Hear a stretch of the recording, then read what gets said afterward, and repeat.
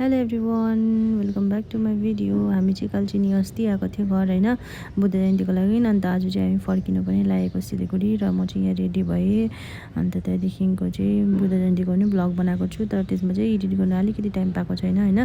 त्यही कारणले गर्दाखेरि चाहिँ मैले अपलोड गरेको छुइनँ र त्यो पनि अपलोड गर्नेवाला छु।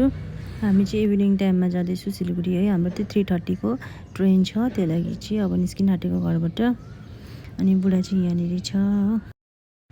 हामी चाहिँ योपालि चाहिँ अलिक धेरै बस्छु भनेर आएको थिएँ होइन। अन्त त्यहाँदेखिको मेरो चाहिँ कलेजबाट अर्जेन्टली फोन आयो, काम पऱ्यो होइन।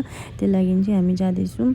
अन्त जानु त मन लागेको थिएन र पनि अब जानै पऱ्यो भनेर चाहिँ जाँदैछौँ है। अन्त पछि टाइम पायो भने फेरि आउनुपर्छ भनेर चाहिँ हामी जाँदैछौँ। अन्त यहाँ आगोले चाहिँ हामीलाई अब स्टेसनसम्म पुऱ्याइदिनुहुन्छ हो। अन्त आज चाहिँ एकदम पानी पनि पर्नु लागेको थियो, त्यही कारण हामी छिटो छिटो जाँदै थियौँ होइन। अन्त यहाँनिर चाहिँ मामहरूलाई पनि भेट्यो हामीले ठिक्कै बाटोमा है। अनि सबैजनालाई बाई भनेर पनि गएँ, एकछिन बात गरेँ हामी हो।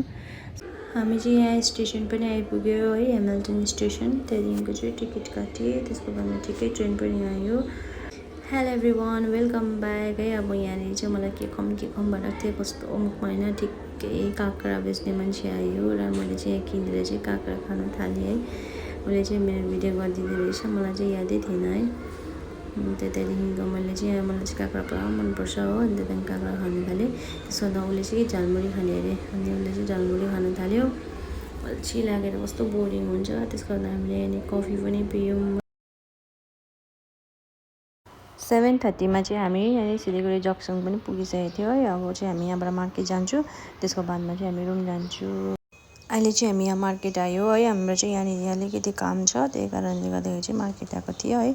यहाँनिर चाहिँ कस्तो दामी दामी भाँडाकुँडाहरू है। केटी मान्छेलाई त सबसे छिटो त्यही मनपर्छ, घरको सामानहरू है, राम्रो राम्रो रहेछ। अनि मार्केटमा चाहिँ हामी यहाँ चाहिँ किन आएको र के किन्न आएको भन्दाखेरि चाहिँ म तपाईँहरूलाई अहिले रुम पुगेर देखाउँछु हामीले चाहिँ के किन्यो भनेर।